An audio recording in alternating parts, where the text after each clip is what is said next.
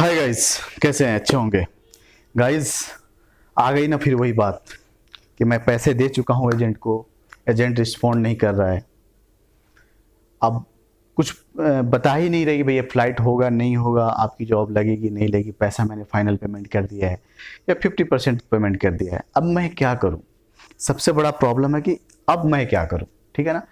तो देखो दोस्त, दो चीज़ होता है। एक होता है कि कुछ खराब चीज़ होने से पहले, कोई एक्सीडेंट होने से पहले, कोई इंसिडेंट होने से पहले कुछ करना तो ज़्यादा अच्छा होता है। ठीक है ना? हम वैसा काम करें ही ना कि मैं बीमार हूँ और दवा खाने की ज़रूरत हो। और दूसरी चीज़ ये होती है कि बीमार होने के बाद, कोई एक्सीडेंट होने के बाद का ट्रीटमेंट, तो पहले वाला ट्रीटमेंट बेटर है, बाद वाला ट्रीटमेंट अच्छा नहीं है। बट चलो, आप अनजाने में आप ऐसा गलती कर दिए हो, तो अब आपको क्या करना चाहिए? इस दलदल से, इस मुसीबत से कैसे निकलें? निकलने का क्या रास्ता होना चाहिए? देखो, आपको, अगर आप कोई ऐसे एजेंट को आपने पैसा दे दिया है, आप तो मान लो कि आपको फ्लाइट नहीं हुआ। कभी भी रोड एजेंट को मैं फेवर नहीं करता हूँ, वो भाई काम नहीं कराते हैं। 100 में 99% ऐसे रोड एजेंट हैं जो फेक होते हैं। बाकी 1% का कुछ बोल नहीं सकते, मे भी, वो भी मे भी। तो अभी बात मैं करता हूँ कि भाई आप फंस चुके हो, अब करो तो क्या करो?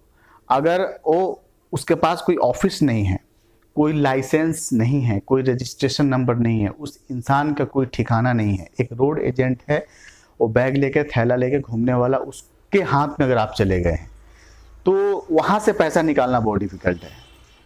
क्यों? क्योंकि वो इंसान, अगर कोर्ट आप उसका लीगल कुछ एक्शन लेते हो, तो लीगल एक्शन जब लेंगे तो कोर्ट में रिफ्यूज कर जाएगा, भाई मैं तो ये सब काम करता ही नहीं हूँ, मेरा तो दुकान है, मेरा तो बिजनेस है, मेरा तो दूसरा कारोबार है, ये आदमी झूठ बोल रहा है। तो कोर्ट और कानून, कोई भी चीज एविडेंस के ऊपर ही काम करती है। आप कितना भी रो लो, कितना भी गालो, एविडेंस चाहिए कोर्ट को। लेकिन एक चीज है बचने का उसमें मैं उपाय, कि अगर आपने पैसा उसके अकाउंट में ट्रांसफर कर दिया है, अकाउंट में ट्रांसफर किया है ऑनलाइन नेट बैंकिंग के थ्रू आप अपने अकाउंट से, तो कुछ हद तक चांसेस है कि भाई आप लीगल कुछ एक्शन लोगे तो कोर्ट पूछेगा कि ठीक है, ये पैसा फिर ये बंदा से आपने क्यों लिया। तो वहाँ पे कुछ वहाँ पे बहस, वहाँ पे कुछ एक कोर्ट के अंदर में आपको बात करने का एक मौका मिलेगा, एक पॉइंट आपका एडवोकेट दे सकता है, उसको बता सकता है कोर्ट को। तो वहाँ पे कुछ ना कुछ एक पॉइंट बनता है। बट वो बंदा लीगल नहीं है, कोई रजिस्टर्ड नहीं है, उसके अकाउंट में पैसा भी नहीं दिया, और उसको आप कैश दिए हो ले जाके उसके हाथों में, और कोई कुछ भी नहीं है, तो उसका बहुत मुश्किल है। मुश्किल इसलिए है कि अगर रिफ्यूज कर जाएगा तो आपके पास एविडेंस नहीं है। ठीक है?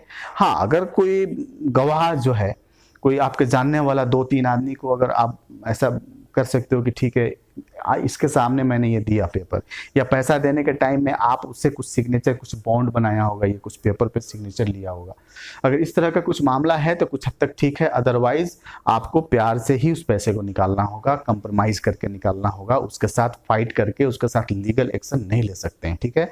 लेकिन अगर आप उसके अकाउंट में पैसा ट्रांसफर किए हो और इस तरह की या कोई ऐसा पेपर पे उससे सिग्नेचर लिए हो, रिसीविंग लिए हो, तो आप लीगल कार्रवाई कर सकते हो, वहां पे आपका हक बनता है, और कोर्ट में आपका पक्ष जो है ना मजबूत रहेगा, और आप, हो सकता है कि इस केस को जीत जाओ और आपका पैसा रिकवर हो जाएगा। थोड़ा टाइम लग सकता है, ये टाइम टेकिंग चीज है।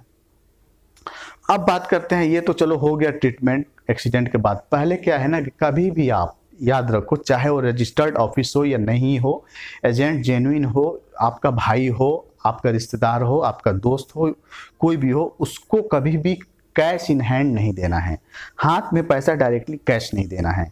ठीक है? कभी भी उसके अकाउंट में ट्रांसफर कीजिए, या फिर अगर आप नेट बैंकिंग नहीं यूज करते हो तो उसके उसके नाम से आप, चेक तो होगा आपके पास, तो चेक जो है ना उसके फिल करके उसको दीजिए, ताकि वो अपने अकाउंट में डाले। तो कहीं ना कहीं एविडेंस, मेरा कहने का इंटेंशन यही है कि एविडेंस चाहिए, एविडेंस को आपको मेंटेन करके चलो। और कोई भी, कितना भी बड़ा ऑफिस हो, कितना भी बड़ा एजेंट हो, अगर बोलता है कि नहीं यहाँ पे एक चेक नहीं चलता है, चेक नहीं चलेगा, कैश ही चलेगा, नेट बैंकिंग से भी पैसा ट्रांसफर हम नहीं लेते हैं सिर्फ, तो फेक है, फ्रॉड है, भाग जाओ वहां से, जितना जल्दी हो सकता है आप अपना सामान लो और निकलो। वो फेक है, आपको फंसा देगा वो। ठीक है?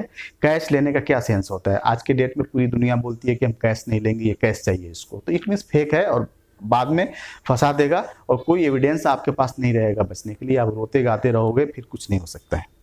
तो ये चीज़ मुझे बताना कि कभी भी रोड एजेंट के चक्कर में आप नहीं पड़ो, कभी भी ऑथराइज्ड जो बड़ी ऑफिस है वहाँ से काम कराओ। और चलो अगर फंस भी गए हो, निकालने का एक दो ही रास्ता है, अगर आपने उसके अकाउंट में पैसा ट्रांसफ़र किया है तो लीगल एक्शन आप ले सकते हो, अगर नहीं तो प्यार से कंप्रोमाइज़ करके लोगों को बुला करके कैसे भी करके पैसा निकालो। उसके साथ ज़बरदस्ती करके पैसा नहीं निकाल सकते हैं, क्योंकि आपके पास कोई एविडेंस नहीं है कि वो जो है फ्रॉड है या फिर वो एजेंट है।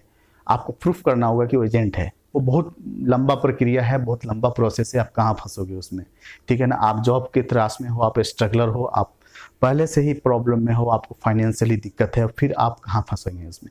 ये सब चीज़ें हैं।